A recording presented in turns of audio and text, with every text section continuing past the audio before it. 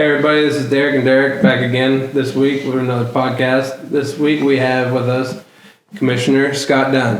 Hey, what's up, guys? How are you? I'm doing great. Thanks for taking time to join us. Well, thanks for you're my two favorite Dereks, and so it's easy when you call. I'm here. All right. Yeah. Congratulations, brother. Yes, Thank sir. you. Yeah, yesterday was a little bit of Yesterday was a little bit of a big deal. It was election day, and I was elected to my second term as Fayette County Commissioner. So I'm excited about that, and trying to keep the ball rolling for another 4 years. That's great. Great. And we appreciate you taking the time and everything you've done for the county over the last 4. And Can you tell us a little bit about like your life over the past few weeks, or? So literally my life since the Fayette County Fair, that's kind of like the fall kickoff to the campaign. It has been nonstop events, spaghetti dinners, cash bashes, pancakes, the whole thing. So the diet actually is going to start like real soon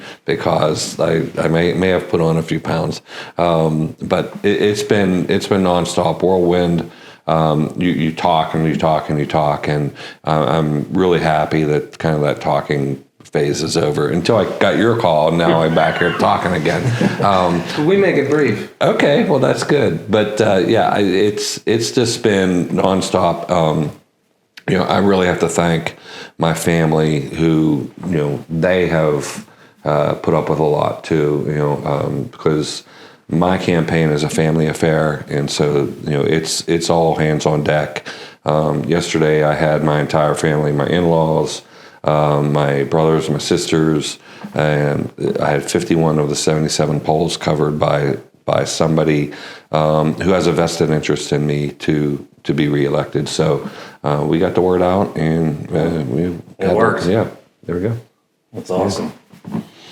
So for this week, we're going to talk about Fayette County tourism, and I've sit through a few of these tourism events when you've been there and you've spoke about all the stuff. So I thought, who better than to speak on it than you, because you do it all the time. Right. Well, so I believe in a diverse economy, and you want to have different industries be represented and employ people, because you guys are a lot younger than me. What happened 50 years ago was the coal and the steel industry went away, and that started the decline of Fayette County. And so we need to rebuild Fayette County, and we're doing that now. And tourism is one of those sectors that can do that. It's actually a really good economic development sector now already, and we're doing some things to try to enhance that and improve and actually add tourism assets to Fayette County, so it's not enough to just sell and promote what you have. Let's build on it and let's bring more to it. The other thing that is important about tourism is as you build your assets, and I'll use the Sheepskin Trail as an example, which is a bike trail, 34-mile long bike trail from Connellsville to Point Marion. It will connect and end up connecting Pittsburgh to Morgantown. As you build out this trail, you're creating quality of life assets for your citizens as well. So not only do you have tourists use this area, you're going to have your citizens use it, and people are going to want to move where there's parks and trails and things to do, and have a great place to raise their family. It's really important.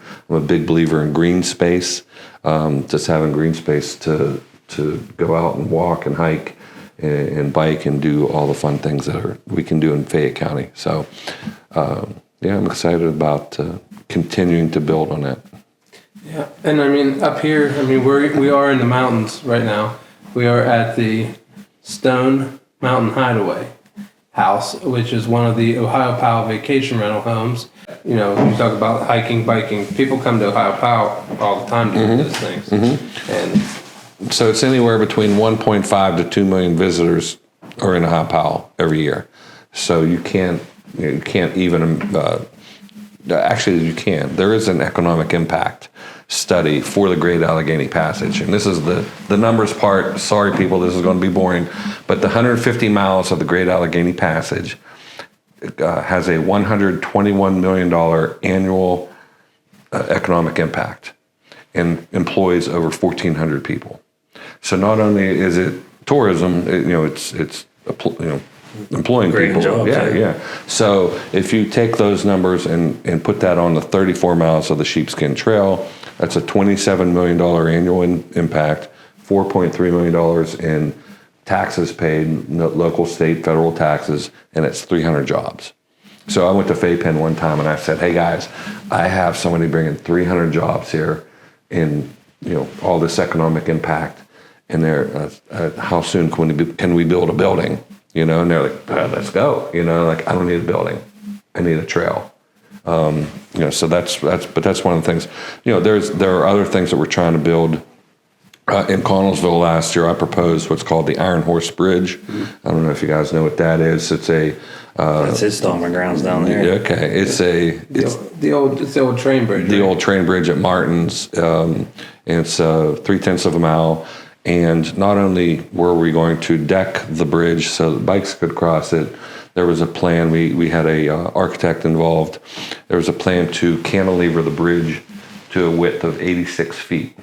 So now you can go out and you can have a picnic on the bridge, and you can go out and take your prom pictures or wedding pictures, or go out and read a book, and it was kind of a neat thing.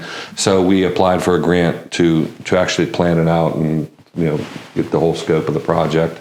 We were denied the grant from the Department of Transportation. A lot of times on the first time you get denied, but we're going to work to reapply here soon, and it could end up being about a $20 million project, so paid for by the federal government. So we'll very do that. cool. I have another one that is will be very close to that, and I can't say yet what it is because it's not a done deal. But there's another large tourism project in Fayette County that's we're trying to make happen. So again, it's not just good enough to promote what you got, and I know that's why we're here. We're going to promote what you got, but just so in the back of your mind, we're going to have more. Yeah. So, and the concept drawings that were out there out there for people to see on that bridge were pretty impressive. Yeah, With the fountain in the middle. Right. Yeah. There's a fountain on it. Yeah. And the what they were going to do was they were going to suck the water out of the river, to have a fountain, and then have it drop back into the river. Wow, that's cool. Yeah. And then have that all, part of the thing is it's a Department of Transportation grant. So you got to keep that in the back of your mind. They want to see that bikes can go across the bridge. That's the transportation part. But then the rest of it is, it's going to be a tourism asset where people are going to want to see this. One of the things that they wanted to see was how sustainable it was. So part of the plan was to have all the fountain would be operated and all the lights. I mean, we were going to light this bridge up and make it look pretty. And with LED lights, you can do all kind of things now. You can change colors, and if it's 4th of July, it can be red, white, and blue. If it's some other holiday or some other month, you can change the colors, and that would be all done by solar panels. It would be like a self-sustaining bridge, and so there wouldn't be any cost going forward. That's awesome. Yeah, it's a very cool project, and very cool. Very happy to keep it going, and. But again, to go back to what we have, if you're out there listening to this, you can come to Fayette County, and if you like to do stuff outside, this is the place to be. You can hunt, you can fish, you can fly fish, you can ride a bike, you can hike, you can walk, you can ride a class. I don't know what class whitewater we have, but a whitewater river. Class 3 and Class 5. Yeah. There's Class 5. So we have a whitewater river here. We have a UNESCO World Heritage Site in Falling Water, which is built by Frank Lloyd Wright. We have another Frank Lloyd Wright house called Kentuck Knob. We have historical places like Fort Necessity, Friendship Hill, Jamonville Glen. So there's all kind of stuff. If you like to do stuff outside, we haven't said golfing or skiing, but you can do here as well. So what we call the French and Indian War, they call the 7-Year War in Europe. It was basically the First World War. It was the first war fought by two countries on somebody else's soil over somebody else's soil. You know, who's going to control, the United States, what ended up being the United States. And the first shot of that war was at Jamonville Glen here on our mountain. And that started it all, and ended up with a 21-year-old Virginia colonel, or I'm not sure if he was a colonel. Sorry if I get the rank wrong, but George Washington. And he ended up having battles here, and right on our land, right where the Timber Rock Amphitheater is. Right. I mean, George Washington walked those grounds. That's right. And it's crazy to think that, as you go to Fort Necessity and see, that ground, to think that, the father of our country was here. And a lot of people don't know. I mean, I'm sure a lot of people do know, but I know a lot of people forget or just don't know.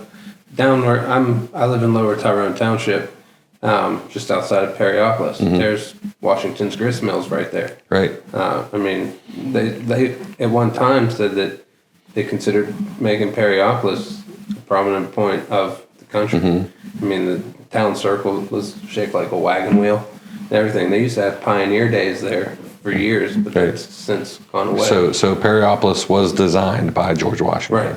Really? Yeah. There's a giant mural on the side. I didn't know that. Yeah. Yep. That's what. Tons of history. Pioneer days. They used to have people reenact George and Martha Washington and stuff like that. Yeah. So one of the things we want to do in that area of the county is we want to be able to get people off of the Great Allegheny Passage and into Perryopolis so that they can see the grist mill. There's a distillery there. Yeah. That's right. And it's part of our history, and we want people to see it. It's kind of tucked away, and if you don't know it's there, then you know. Right, and I mean the Gap Trail where we live, I go over the Gap Trail every day to work, over into Vanderbilt through Dickerson Run. But one of the things that we battle out that way, even ourselves getting by vehicle, is the Layton Bridge. Mm-hmm. So right. That's coming. I know. We have a whole new bridge coming. So that's the bane of my wife's existence. Yes. Teaching at Fraser. Yes. Twice a day, every day. Right. Yeah. So and then if they close it, it's like. It's complete. Because she goes out then past my office. Right. Is that the one-lane bridge? Yeah. That goes through the tunnel? Yeah. Mm-hmm. Yeah. I love that road. Right past Buffalo. Oh, that's the other thing. You can stay at Buffalo Bill's house. Mm-hmm. Yeah. Yeah. It's crazy. Silence of the Lambs. Yeah. Right? The amount of stuff to do in our county is just nuts. One of the things I like in if I hadn't been a politician, I would have liked to have been a history teacher or something like that, because I love history. My wife hates watching TV with me because it's always a History Channel, Discovery Channel, or something. You know what I mean? But that's another story. The historical. We have these little historical societies, and there's one in Collinsville. There's one in Dunbar. There's one between Uniontown and Brownsville. It's the Fayette County Historical Society. The Sheepskin Trail already goes to Dunbar, and that's my hometown. We have the largest glass sculpture in the world is in Dunbar, Pennsylvania, and it was made by an artist from glass in Dunbar. There was an old glass plant. It was closed, and this glass sculptor heard about it. Her name was Suzanne Pascal, and she came and she bought this glass that was left on the factory floor in the early 1960s. Took it back to her place in Beverly Hills and started sculpting it. And she made all this art, and Princess Diana had her art. The Reagans, there's pictures of her with all these celebrities. But she made a 2,800 pound sculpture called the Seated Torso. So in about 2011, the secretary of the Dunbar Historical Society put out a note online on art.com or whatever, said, hey, whatever happened to the Seated Torso? And it was crickets. Nobody heard anything for about 3 years. And then she gets a phone call, and she says, the Seated Torso is in a winery in Virginia, and we just bought the winery. My family just bought the winery, and it doesn't fit our decor or what we're going to do. We'll donate it back to you. If you can get it out of our building and transport it, you can have it. Wow. It's valued at $3 million. Wow. Okay, so we make all the necessary arrangements, and we get back to Dunbar, and we can't fit it in the building. Like, there's nowhere to put it. So we have to build now an annex to the Dunbar Historical Society just to house this piece of art. So it's crazy. Like, you walk in, it's called the Pascal Annex. It looks exactly like the rest of the building. It doesn't look like it's added on or anything like that. But we have the largest glass sculpture in the world, and it was donated back. The person that bought the winery and donated it to Dunbar was the 45th president of the United States, Donald Trump. Wow. And what? Really? Yes. And the call came from Donald Trump's son. Wow. Yeah. And so that's kind of cool. That was actually before he was president. Cool. Very It was like 2015. So, but those are the type of little quirky things that we have all over this county. Yeah. That's not just there. We have these little stories to tell all over our county, and that's part of the thing that I love about tourism is we get to tell our story, and part of that is through music. Right. And I'm a member of the Fayette County, the Old Time Fiddlers Association of Fayette County, which has been in existence for 50 years. And again, they play a lot of bluegrass. Right.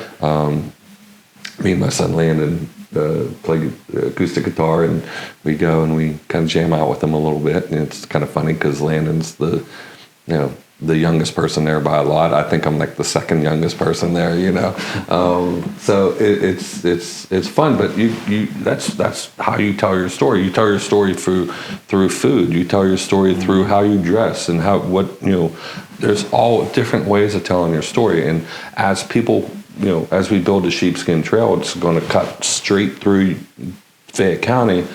All these little towns are going to be able to tell their story. That's really exciting to me. So where does the Sheepskin Trail run now? It goes through Hawkwood, right? Is that the one that goes through Hawkwood? Right. And then through Uniontown, but I don't know exactly how long it is. There's a rail bed that started in Connellsville and went through Dunbar. So that 2.2 miles is complete. And from Dunbar it goes by Shady Grove, if you're all familiar. Yeah. It ends up and coming through into Uniontown. Then it literally drives down the street because the train used to drive down the street back in the day. And then it goes out to South Union, down to Fairchance, over to Smithfield, and then down to Point Marion. And then in Point Marion, we have about 3 miles complete, and it actually connects to Morgantown, West Virginia. Nice. Yeah. So cool. It's all about keeping it going, and It's we talk about the history of the area. When I first got out of school, and my wife graduated from St. Vincent. Looking for jobs around here at the time was a little tough, so we ended up down in Ashburn, Virginia, and then we moved to Charlestown, West Virginia. And I'm like you, I love history. I always wanted to be a history teacher until I discovered mechanical engineering. But down there, you're in the heart of history too. But talking to people down there, you wouldn't believe the amount of people that when they ask you where you're from, and we would tell them, Uniontown. They're like, wasn't that back kind of by Nemacolin and Seven Springs and stuff? And and they said, well, we go back there almost every weekend because that's our getaway from the city. I mean, it's 3 hours, 3.5 hours. And I mean, to be able to attract that from people is nice because people are coming from a few hours away to come back here to do the things. And, like you said, to keep going. Obviously last year we opened the amphitheater, and, we're looking to build on that this year. We have a bluegrass festival coming up, several other shows. And then, the other things like we've mentioned, we have Whitewater Adventure where you can come do the rapids. You can rent an e-bike and go down the Gap Trail. I mean, people can even come up here and do elopement weddings. I mean, and people come and do it, and it's all to have those offerings here for people is great. Right. And we're in one of 60 houses. I mean, you can literally, we'll do a tour after this and show you this house, but you can bring your family and take a vacation here in the mountains and go see all of Fayette County while you're here. Right. I mean, and it's like you never left home because it's a house. This is. I know you're going to get a tour later. This is a beautiful house. We're actually a little jealous right now. Me too. I think we all are. Okay, so yes, but yeah, this is phenomenal. And this house specifically, you're away from you can't hear a road. I know it's nestled right up off of 40. This is a beautiful location. And 10 minutes from a high pile. 5-10 minutes from everything. We're 15 from Uniontown, maybe. Yeah. So, and the restaurants up here that are close. You have the Stone House. You have Braddock's. What else is there's Maywood's right down the street. Yeah. Nemacolin's 5 minutes away. Nemacolin, yeah. And I think Chef Derek's going to even cook us a meal and show you. That's the only reason I'm here is listening to Scott. That's the only reason I'm here is because I knew you were going to cook. We're going to cook. So that makes you my favorite Derek because you're going to feed me later. Well, so there you go. I can't compete with that. Yeah, no, you can't. And I know that you're like loving spaghetti right now, so that's what we're having again. Okay, well, I'm going to go. It's a little different. I'm going to go out on a limb and say your spaghetti will be the best spaghetti I had all fall. We'll see. Put a little pressure on you. Yeah, there you go. I have to get on the campaign trail and check their spaghetti. I don't know. I didn't see what it was like. So. Well, again, thank you for taking the time. I appreciate you guys. Yeah, man, awesome. And, I mean, a lot of. I could listen to you talk, learn stuff all day long. We put a lot in a short period of time there. So for people on social media, where can they find? I mean, obviously for the stuff that we have, we have the Braddock's, we have Whitewater Adventures, we have Timber Rock Amphitheater. You can find all of that on Facebook. Is there actually the Chamber of Commerce, but do we actually have a visitors bureau site that people can see? We don't, and that's one of the things that we're trying to build. Actually, I want to build an app, a Fayette County app, similar to like a TripAdvisor app. Right.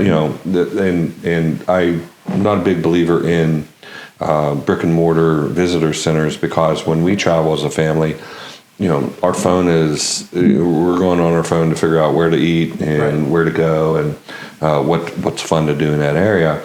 And we'd like to have an app specifically for Fayette County about exactly those things. Where am I going to eat? Where am I going to stay? With links to OVR or all the hotels. Right. Links to all the websites for all the restaurants or anything like that. But they definitely want to go see Chef Derek for sure. But that's so. The app will take you straight to Braddock's. Or the Stone, there. But I think that would be something cool. And then where to stay, where to eat, and things to do. And again, it would more or less be like a jumping off point where if you want to be on the app, it would be free, but you have to provide a landing spot. Right. So you're going to have to put a little effort into it as well. You're going to have a website or a Facebook page or something like that. So that somebody that clicks can click through and find you. Right. Well, that's great. Yeah. I mean, that would make it easier for everybody. Yeah. So. Yeah. And to go back to people coming here from out of town, we have a great partner in the tourism industry that helps promote. It's called Go Laurel Highlands, and they do. They have all those stats. They know how many people are coming from New York, Philadelphia, Baltimore, Washington, Cleveland, Columbus. And they are advertising in all of those places as well. They actually went and advertised at a Baltimore Ravens game for people to come to the Steeler country. So I'm sure that received a lots of applause. I think it went okay. I was a little worried for their safety, but I think it went all right. Good. Yeah. Good. You ready to eat? I'm ready to eat. All right, let's eat. Thanks, guys. Thanks, guys. Thank you.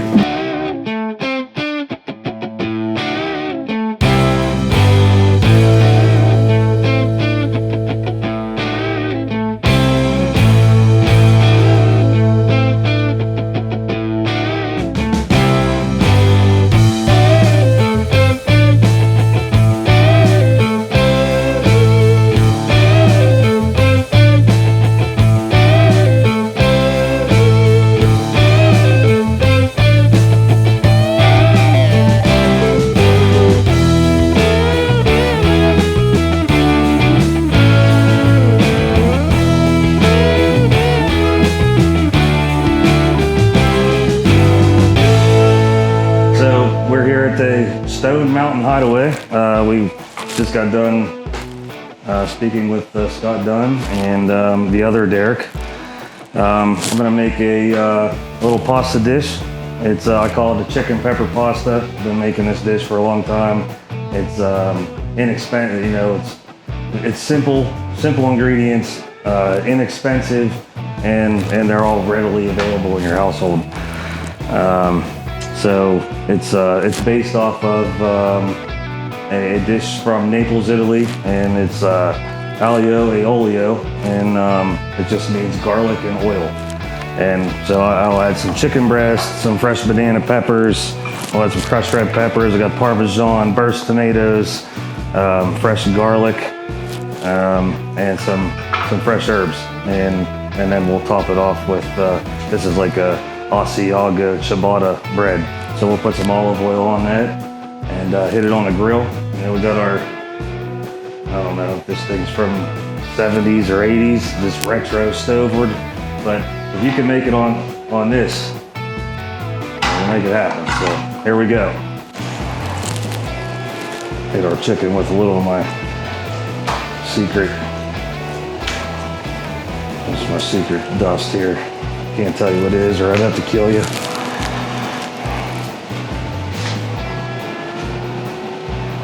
Some olive oil in the pan. And we're gonna sear off our chicken breast. You can leave the seeds in it. I mean, you can clean them out if you want to. Adds a little bit more heat to the pasta. But I just like to leave them in there. We're gonna use all that fond in the pan that we try to do the chicken in. And that's gonna add into our sauce. Add peppers in. Cherry tomatoes. And fresh garlic.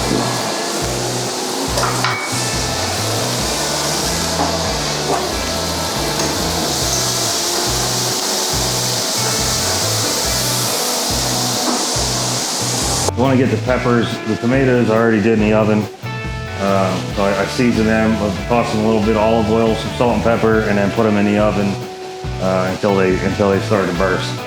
So that they were done ahead of time. So saute your peppers, the tomatoes, and the garlic. Just don't let your garlic, you don't want it to turn brown because it'll get bitter if it gets crispy in there. So that's why I kind of put it in after, because the water from the tomatoes and the peppers will kind of keep that garlic from, you put your garlic in first, and it's gonna cook in the oil and it'll brown before your vegetables do.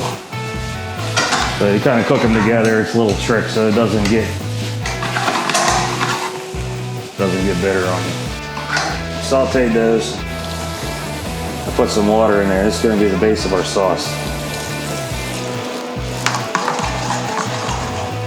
A little bit of water and reduce that, and then we'll pat it out with some butter pads. Toss the spaghetti in there. Some herbs, Parmesan cheese. Forget about it. So this is the Asiago crusted ciabatta, and I just sliced it thin. Just gonna, oh crap. Watch the lid, a little bit of olive oil on there. A little bit of S&P mix. We're just gonna lay these right on there as well.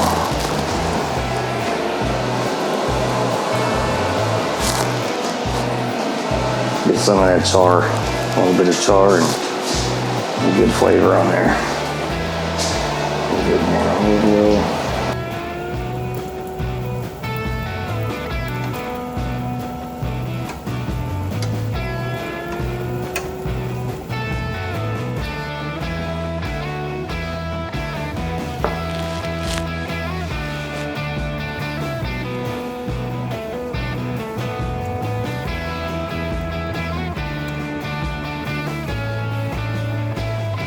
red pepper flake adds some heat.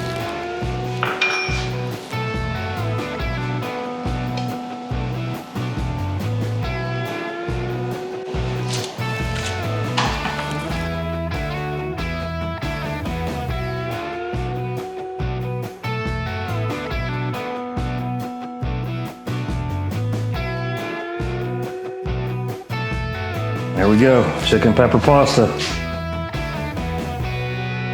There you go. Thank you so much. Thank you.